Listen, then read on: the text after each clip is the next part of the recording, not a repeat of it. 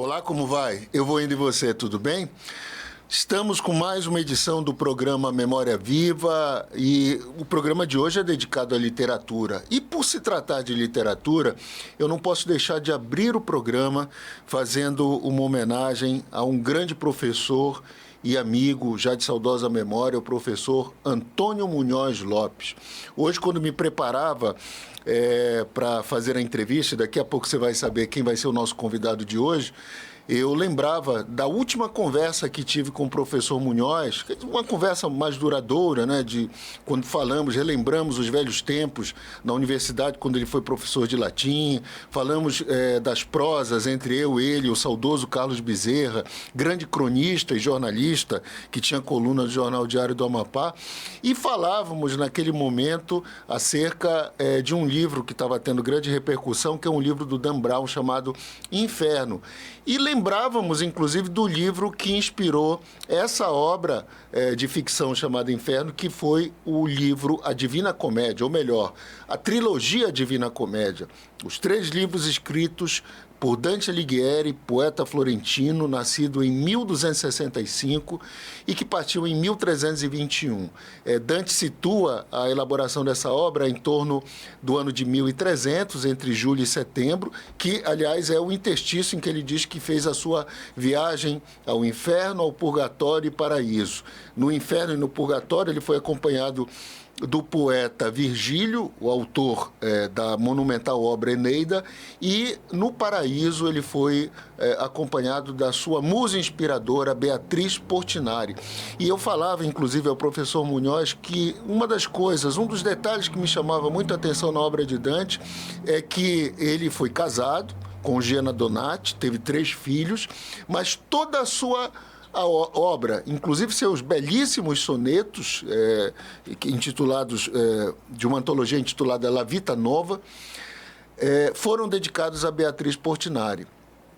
E eu recomendo àqueles que já conhecem a obra do Dan Brown, que conheçam a obra que inspirou essa obra de ficção, que inclusive foi para os cinemas e também rendeu um grande sucesso. O meu convidado de hoje nasceu em Vitória do Mearim, no estado do Maranhão, mas desde os anos 80 ele radicou-se no Amapá e, por assim dizer, é mais amapaense do que maranhense. Eu vou conversar com o professor Paulo Tarso Barros, escritor, presidente da Associação Amapaense de Escritores, imortal da Academia Amapaense de Letras, e que tem uma vasta obra literária. Algumas das suas obras ele trouxe aqui para mostrar para a gente, e é um prazer muito grande recebê-lo, Paulo.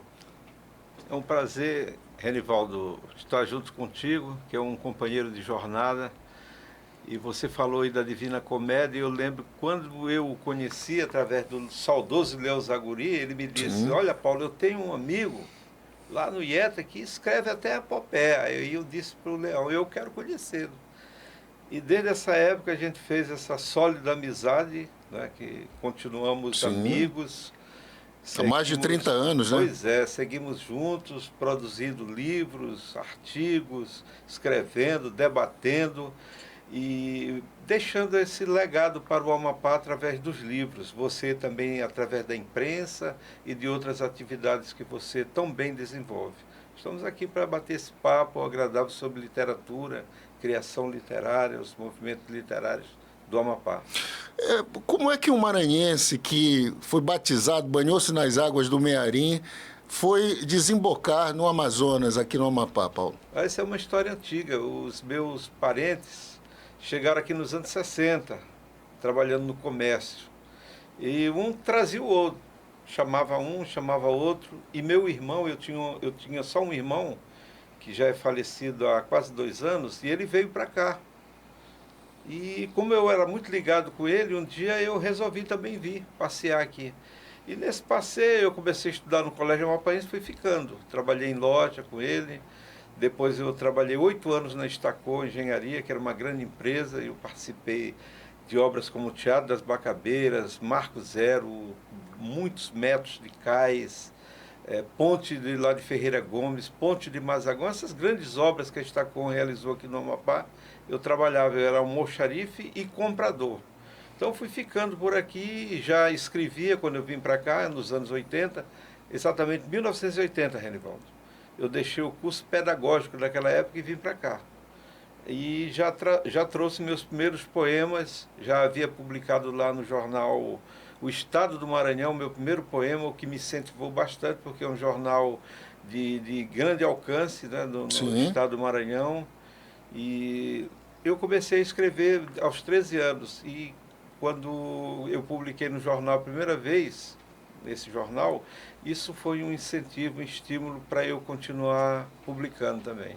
Agora, o primeiro livro foi publicado já no Amapá. Já aqui no Amapá, os 2 primeiros livros, no Dentro de Mim, que é um livro que foi feito numa tipografia. Eu fiz questão de mandar fazer numa tipografia. Já havia, claro, o offset e Poemas de Aço, que foi meu saudoso amigo, teu irmão, nosso irmão Fernando Canto, um dos responsáveis. Então, esse Poemas de Aço foi lançado na Escola Valquíria Lima. Esse aqui eu não cheguei a fazer lançamento, mas a minha mãe fez o lançamento dele lá no Maranhão.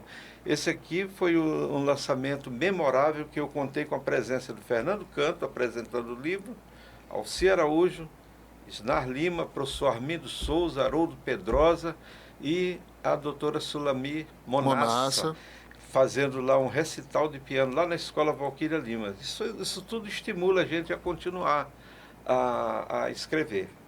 Pois é, as 2 obras, 1986, né? Interessante. Bom tempo. Bom tempo. Depois disso, quais foram os outros livros, Paulo? Aí eu passei um bom tempo sem publicar livros e só fui publicar nos anos 90. Você fez parte, aliás, nesse interstício, você buscou uma formação superior e fez parte da primeira turma de letras da Universidade Federal do Amapá, né? Certo. A turma de 91, que formou em 95, tinha alguns autores, como a Luli Rojansky, nossa querida grande escritora, Cláudio César Queiroz, a Sânzia Fernandes, que hoje está na academia também. A Luli nunca tentou ingressar na academia. E graças aos concursos de contos das Universidades do Norte, não sei se você lembra disso. Sim, sim. Que o Fernando Canto conseguiu ganhar em primeiro lugar com o Bálsamo. Sim. E eu entrei com Benzedor de Espingarda, que é essa obra. Que era, salvo engano, promovido pela Universidade Federal do Pará, né? Do Pará, a UFPA que promovia. Aí eu reuni o livro Benzedor de Espingarda. Essa aqui é a primeira edição, já tem uma edição mais nova. Já está na 2ª edição. Esse foi o livro que me deu mais visibilidade e retorno e reconhecimento, porque ele foi usado em vários vestibulares, não só da Unifap, como de outras universidades que foram surgindo aqui no Amapá. Ele foi transformado em peça de teatro e até hoje ele repercute. Eu me recordo. Surpresa para mim, é um texto, um conto tão simples, ele ganhar essa dimensão. Aliás, nesse livro, O Benzedor de Espingarda, no qual é extraído esse texto, que foi leitura obrigatória no vestibular da Universidade Federal do Amapá, eu me recordo, tem outros textos, alguns contos, que traduzem o cotidiano do interior do Maranhão. Algumas coisas que você vivenciou, escutou de relatos que chegaram até você, correto? Correto. E também daqui do Amapá. Eu tenho um conto que saiu também no vestibular aqui, que é a Usina, é um conto um pouco longo, que ele também saiu foi leitura dos vestibulares da Unifap. E eu coloquei esse conto já quando o livro estava praticamente pronto. Aí eu inseri esse conto no livro, porque ele estava sendo usado nas universidades. E é uma história assim, muito fantástica. A Usina, que é uma empresa que toma de conta da água de um local, né? Que esse local podia ser em qualquer parte do Brasil. E hoje a gente está sabendo que a empresa de água daqui quer interligar os poços artesianos à rede deles, de distribuição. E que você, se botar energia solar, agora você paga uma taxa de aluguel de fio. Eu disse, poxa, então não é mais nem ficção, já deixou de ser ficção. E eu já pensei até em aumentar esse conto, colocando essa outra novidade aí que eles estão cobrando aí pelo aluguel dos fios da empresa concessionária. Quase que profético o teor, né? Paulo, me diz uma coisa, eu acompanhei um pouco, nós nos conhecemos no início dos anos 90, você ainda estava já estava concluindo o curso de letras, mas nós tínhamos ainda aqui pelo fato de ser não só o de letras, os outros cursos, como de direito, secretariado executivo, que eu acho que só teve uma turma, depois o curso encerrou, pedagogia, da dificuldade que era garantir mão de obra, professores que tivessem qualificação pedagógica para formar, principalmente os novos licenciados que sairiam desses cursos. Porque até então, o que nós tínhamos era um núcleo da Universidade Federal do Pará, que garantia uma formação em nível de licenciatura curta para garantir mão de obra para o território federal do Amapá. Mas, curiosamente, mesmo com todas essas dificuldades, e aí eu quero situar no curso de letras, além de você, saíram grandes figuras que se destacaram, seja no magistério, na gestão educacional, na literatura, e eu citaria você. Eu acho que você foi contemporâneo e colega da nossa amiga Alcilene Cavalcante também. Alcilene. Que foi secretária de Educação também, a professora... Elda Araújo. Então saiu uma turma de grandes profissionais, professores de cursinho, o Irley, né? O Irley Oliveira, que tem aquela letra magnífica, que dá aula aí nos cursinhos de redação. A Rose Araújo, né? Sim, a Rose Araújo. Que dava aula para nós lá dentro da universidade, aula de gramática lá para os alunos. Ela nos dava aula lá dentro da universidade. O professor Munhoz foi professor? Não, ele não chegou a ser meu professor, mas foi professor do Ademir Pedrosa Araújo. Já ouvi umas histórias. Tem muitos relatos. Ele também fez letras folclóricos. Ele, inclusive, conseguiu concluir. Não sei se ele concluiu. Concluiu. Recebeu das mãos do professor Júlio Sá o seu diploma. Ele jubilou, né? Exatamente, depois de muitos anos. Mas, Paulo, você, além dessa trajetória, tem outros livros. Aliás, eu quero, antes da próxima pergunta, tem um livro aqui curioso que eu queria extrair, que é A Sogra na Vida da Gente. É literatura de cordel. Eu acho que é o único de cordel que você publicou. Não, eu publiquei A Viagem do Diabo pelo Mundo, também que eu não trouxe aqui, que eu não tenho mais nenhum. E isso aqui foi uma brincadeira que eu fiz para perturbar a minha sogra, que eu tenho um outro livro dela também, que é Jovita, a Chefa da Cabralhada. Gerivaldo, eu fiz 1000 exemplares desse aqui. Acho que em menos de 2 meses eu não tinha mais nenhum. Todo mundo queria, eu não vendi. Nunca foi vendido nenhum exemplar. Aí as pessoas, tinha gente que chegava de bicicleta lá em casa para pegar isso aqui. Só para perturbar a sogra. A literatura de cordel, infelizmente, ainda é alvo de muita discriminação, né? Mas nós tivemos, assim, no Brasil, grandes cordelistas. Gomes de Barro, que é a maior referência, Patativa da Saré. O seu Abraão Batista, está muito idoso, mas eu encontrei o seu Abraão vendendo lá na Feira Pan-Amazônica. Ele fazia os folhetos do seu Lunga. Inclusive foi ameaçado de processo tudo por isso. E hoje nós temos um cidadão que você pode conversar com ele, que é o Joaquim Furtado, ex-agente de Polícia Federal, que para mim é um dos maiores cordelistas que nós temos. Ele tem quase 60 obras ou mais. Aqui no Amapá? Aqui no Amapá. Eu me lembro que estava num evento da Academia Amapaense de Letras, eu conheci, me recordo dele. Ontem ele estava lá no lançamento do livro do Pastana, e eu já entrevistei o Joaquim umas 3 ou 4 vezes. Ele é muito bom. Realmente tem.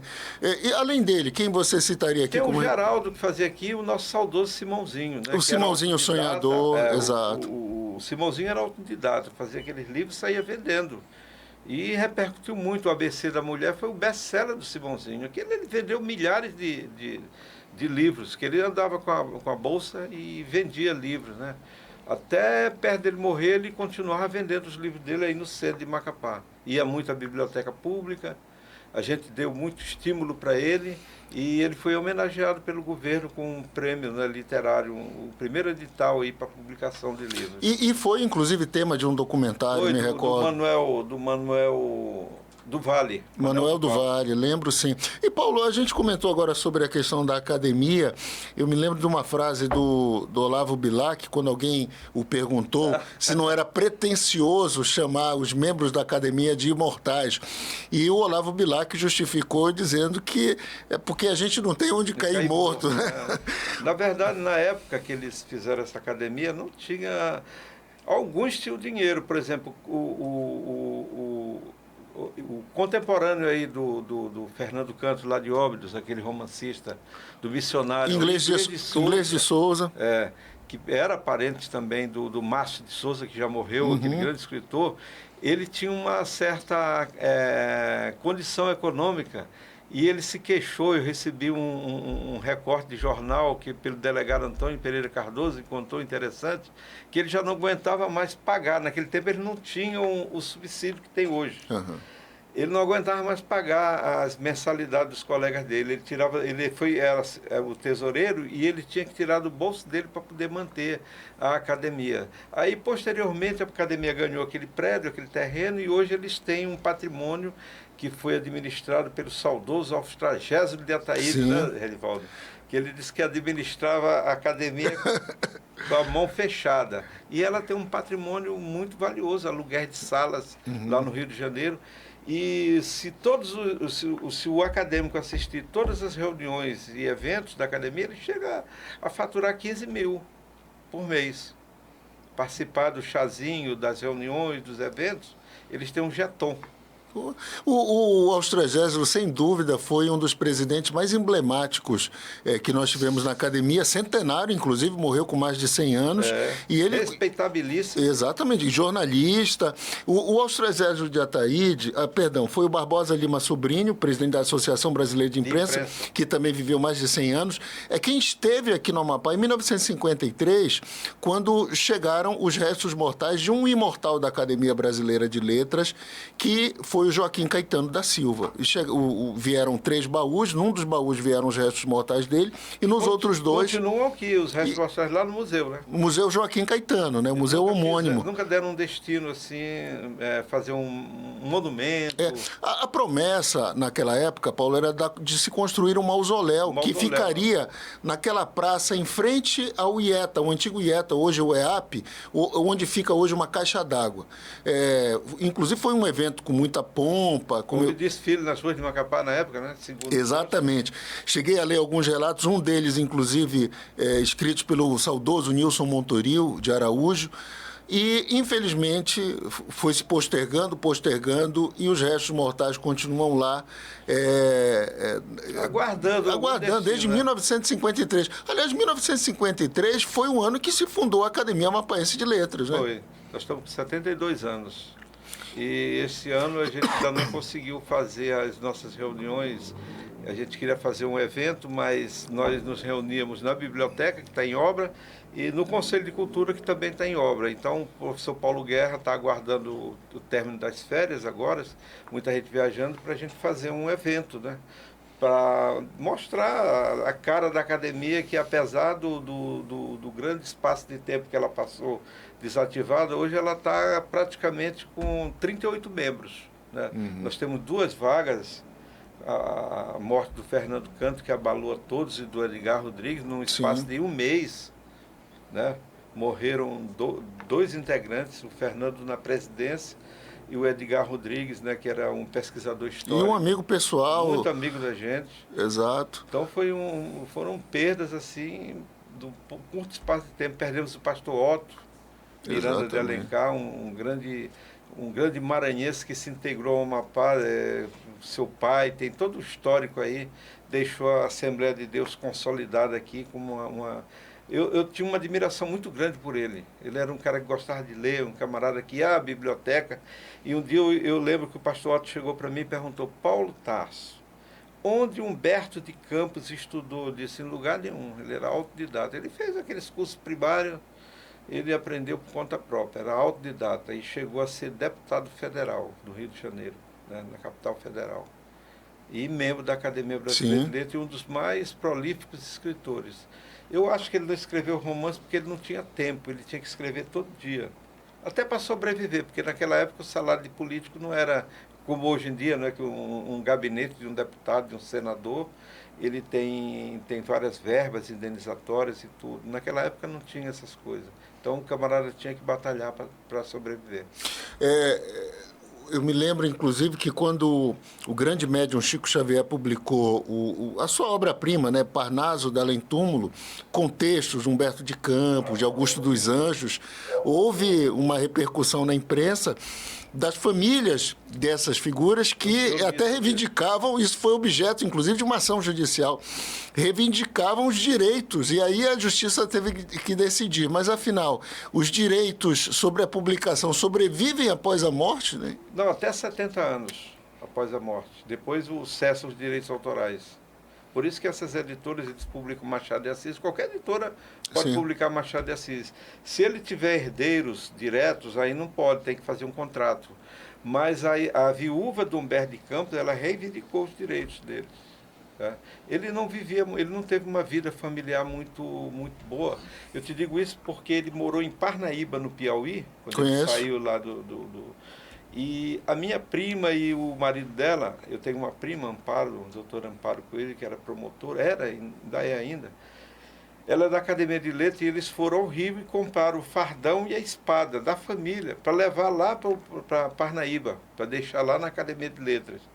E a viúva deu um diário dele, e o diário dele tem várias partes cortadas, aquela letra muito bacana, mas tem várias partes cortadas que eles disseram que ele falava mal da própria esposa. Aquelas coisas diárias, né, que esperam não publicar e depois que a pessoa morre, aí não tem mais controle sobre isso. Era a forma que se tinha na época de bloquear algum texto, né? Cortavam. E esse manuscrito eu cheguei a ver lá em Vitória do Mearim, na Academia de Letras, que ele circulou por lá, para as pessoas verem assim, o original de um grande escritor brasileiro. O Fernando, ele faleceu no exercício da presidência. E aí, consequentemente, o vice-presidente assume imediatamente, que é o professor Paulo Fernando Batista Guerra, Paulo Guerra.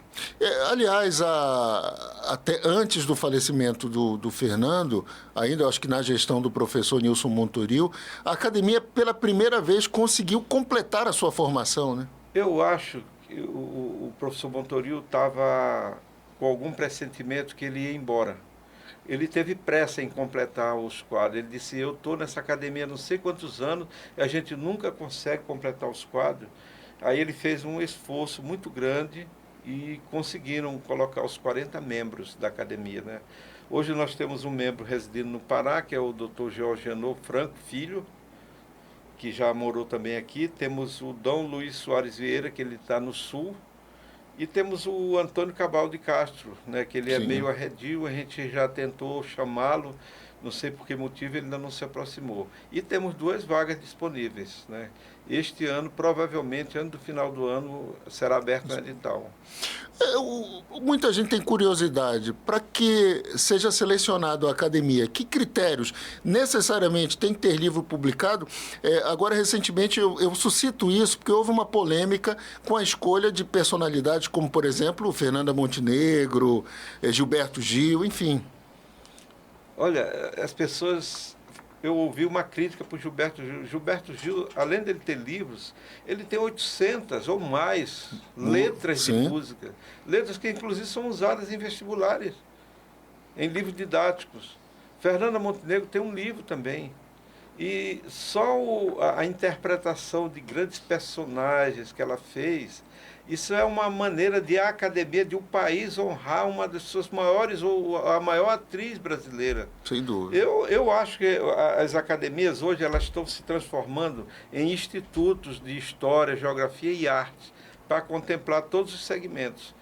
Hoje é muito raro ter só uma academia de letras. Ainda existe, claro, a Academia Brasileira de Letras para manter a tradição. Mas lá vocês têm neurocirurgião, né? Nós temos cantores, compositores. Tinha que ter mais mulheres e mais negros. Nós tivemos, inclusive, o Pitangui, que foi membro da academia. Pitangui, que tinha livro também. Exatamente. Publicado. O critério, por exemplo, na nossa academia, que o nosso estatuto é antigo, é ter um livro publicado. Ou tenha relevantes textos da imprensa. Tem gente que não publica livros. Por exemplo, o professor Paulo Guerra ainda não publicou, que eu saiba, nenhum livro, a não ser os livros de discurso dele.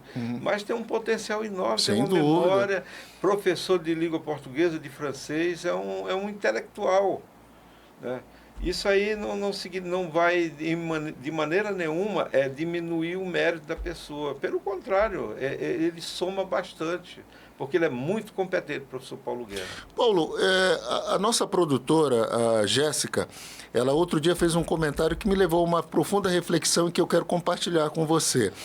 Ela dizia que o programa Memória Viva talvez fosse um dos últimos suspiros da nossa geração, né? Eu sou de uma geração após a sua, que está preocupada com o processo de preservação da história e da memória.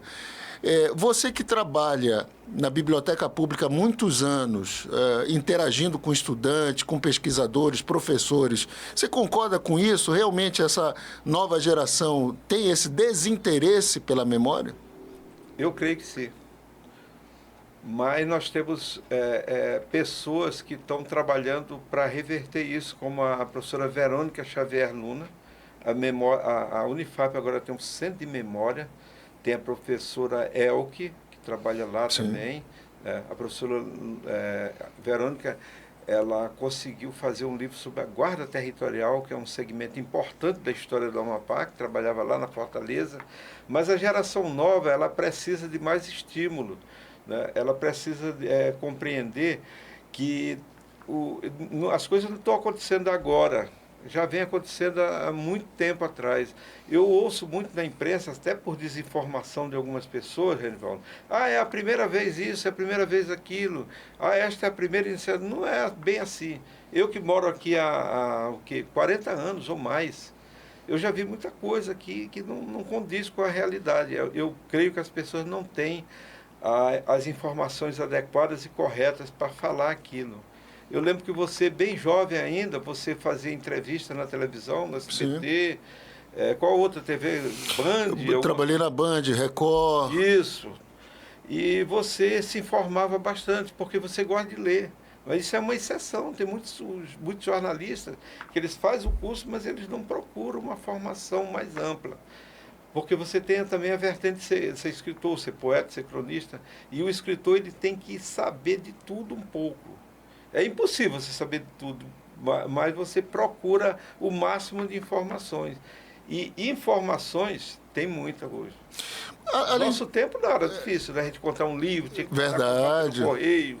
Hoje não, você abre seu celular, está tudo lá. Eu me interessei, eu me recordo, inclusive, que através de um trabalho acadêmico que eu orientei, na verdade, mais no aspecto formal da apresentação, né, porque também me especializei na área da metodologia do trabalho científico. Você tem feito esse trabalho já há bastante tempo. Há muito tempo. E aí eu me interessei por uma obra que foi publicada em 1484 por dois frades alemães, autorizado, inclusive, por meio de bula papal do Papa Inocêncio VIII, chamado Maleus Maleficarum, o Martelo das Feiticeiras. O Munhoz falava muito desse livro. Que é uma espécie de Bíblia da Santa Inquisição. E aí, imagina só, naquela época, para conseguir um exemplar, tive que buscar em sebos. Hoje você tem todo o conteúdo disponível da internet. Na internet, claro. É muito mais fácil. E, Paulo, você está trabalhando em algum projeto de livro atualmente? Eu vou reunir esses livros, os publicados. Uma espécie de obra completa. Isso. Eu tive um estímulo aí de um amigo, que a gente estava fazendo as arrumações agora lá na sala da biblioteca. Aí ele me chamou e disse, olha, encontrei vários livros teus e estão todos esgotados. Então, só tem aqui mesmo, eu tenho um exemplar, 2 de cada. Por que você não reúne isso? Eu disse, então eu vou reunir os 7 publicados e 5 inéditos, só de poesia. Uhum. E eu tenho 3 de contos. E mais um sobre apontamento de literatura mapaense, que o Pastana me pede muito que eu publique. Só que eu tenho medo de esquecer ou de não colocar alguém e depois, como a gente conhece todo mundo aqui, e me dá problema isso, né? Mas eu tenho algumas coisas sobre a produção literária aqui do Amapá que eu sempre me interessei por isso. Você sabe que eu não trabalhei só a minha obra. Exatamente. Nos últimos anos eu tenho trabalhado a obra de outras pessoas. Essas edições aí, inclusive, fazem parte de um trabalho artesanal. Isso foi feito no computador, muita coisa aqui no computador. Apenas a capa, às vezes, a gente mandava fazer em offset. O resto era na impressora normal. Eu vi alguns livros do Leão Zaguri, foi um deles, e de tantos e tantos outros escritores. Inclusive um deles, o senhor que inclusive também era maranhense, seu contemporâneo, o seu Algimiro Tô, já é falecido. Já. Fiquei muito triste com sua partida, porque era um batalhador, é alguém que se especializou ali no ofício, né, de relojoeiro, mas que gostava muito de literatura, se interessava. E as escolas, vendia os livrinhos dele, era uma pessoa excepcional. E hoje eu também trabalho muito na obra do César Bernardo de Souza, nosso querido César, que há mais de 12 anos enfrenta um câncer, né? E eu já consegui editar através e tivemos que criar a Tarso Editora nos anos 90, para dar um selo, para dar uma identidade por livros. Né? Não tinha... eu lembro que eu encontrei livros aqui no Amapá que não tinha data de publicação, gráfica, editora não tinha. A gente sabia que era feito aqui na imprensa oficial ou na São José, não tinha nada. Hoje não, hoje eu posso pedir o código de barra, o ISBN, a ficha catalográfica, deixar o livro registrado no mundo. Né? E eu tenho feito já vou para o 6º livro do César Bernardo. Puxa. César tem uma obra assim, de prosa muito importante, além do trabalho que ele fez lá no IEPA. Sim, né? como pesquisador. Zoneamento econômico aqui do Amapá, ele, o Farias, o Benedito Rabelo, o Marcos Chaga, uma turma aí que fizeram aqueles atlas, aquelas coisas. E ele está publicando a obra, ele tem vários livros inéditos e eu estou fazendo esse trabalho junto com ele. Os livros dele me dão muito prazer em fazer, porque eu noto que ele tem uma criatividade muito grande para escrever prosa. Cada conto dele é um livro, do César. Né? Agora ele está fazendo a Revolução das Sementes, que é a história da criação da Embrapa, e no final do livro ele coloca a história da criação da Embraer, mas numa linguagem muito boa. Nada de livro técnico, é uma história que você vai ler e vai aprender muita coisa. Eu te confesso que quando ainda nos primeiros anos como repórter no Diário do Amapá, por diversas vezes recebia os originais. Nós nos revezávamos, às vezes o Joel Elias, o José Amoras, como nós tínhamos uma redação um pouco reduzida, e tínhamos alguns colaboradores, depois se integraram de forma efetiva, foi o caso do Carlos Bezerra, que diariamente enviava seus textos e depois passou a fazer parte da redação. Mas eu recebia e tive a grande felicidade de digitar os textos do César Bernardo, do Hélio Penafor, do Bonfim Salgado. Eram pessoas que eram habituadas naquele momento ainda a utilizar a máquina de escrever e mandavam o conteúdo datilografado. Só para ter uma ideia, domingo eu estive com o César, né? Passei a manhã toda lá com ele, conversando, e ele me incumbiu de arrumar uma máquina de escrever para ele. Ele quer uma máquina. Eu tinha uma máquina, mas infelizmente ela foi extraviada, aí houve um problema e extraviou. E eu estou atrás de uma máquina de escrever para ele, para o César, que ele quer ter uma máquina de escrever. Ele tem um computador, um laptop dele. Sim. E eu também escrevi. Esse livro aqui começou na máquina de escrever. Eu passei 16 anos para publicar esse livro. Ele já começou os originais na máquina de escrever. Só que dava um trabalho muito grande. Sim. Né? Aí faz tudo de novo. E o computador não, já nos ajuda na edição do livro, na editoração. E Paulo, você faz um trabalho semelhante ao nosso aqui, só que no rádio também, né? Isso. Através de um programa que é da Biblioteca Pública. Biblioteca no Ar, que vai ao ar toda segunda-feira, das 14 às 15 horas, na Rádio Difusora. Eu sempre levo um escritor, um pesquisador, um artista, e a gente tem a oportunidade de também gravar. Os programas são gravados lá na Difusora, e divulgar os livros, a produção literária, o folclore. Eu já entrevistei centenas de pessoas também. Eu estive lá, inclusive, algumas vezes. Já foi uma vez, e a gente sempre leva uma pessoa e divulga a cultura, né? São poucas iniciativas dessas que tem. Verdade, verdade. E Paulo, eu queria agradecer por sua presença, foi assim muito importante ter você aqui. Bate-papo contigo sempre é muito produtivo. Então. E eu espero que logo venha essa obra reunida, junto com as obras inéditas, para que a gente possa, a leitura, o conteúdo, e apenas a guisa de exemplo, vou pedir permissão, que esse, embora seja uma obra despretensiosa, mas é uma obra muito rica. E eu me permito ler um trecho que diz o seguinte: Deus criou o mundo com suprema sabedoria. Por isso Adão não teve sogra e viveu sem agonia. Mas o diabo entrou na história e começou a patifaria. Eu sei que o pessoal gostou desse livro, né? Planos aí de reeditá-lo, né? Pode ser, né, Renivaldo? Aproveitar a onda de fazer as obras completas de poesia e jogar o Sogra, que é uma obra bem pequena, artesanal, qualquer gráfica dessa faz rapidamente 1000 exemplares. Legal. Olha, quero então encerrar te agradecendo e dizendo que o espaço está sempre aberto aqui. Já trouxemos o Fernando Rodrigues, que é também confrade do Paulo na Academia, mas com obras no viés histórico, e outros escritores também passarão por aqui. Obrigado por sua audiência e companhia. Na próxima terça-feira, eu aguardo vocês em mais uma edição do seu podcast Memória Viva.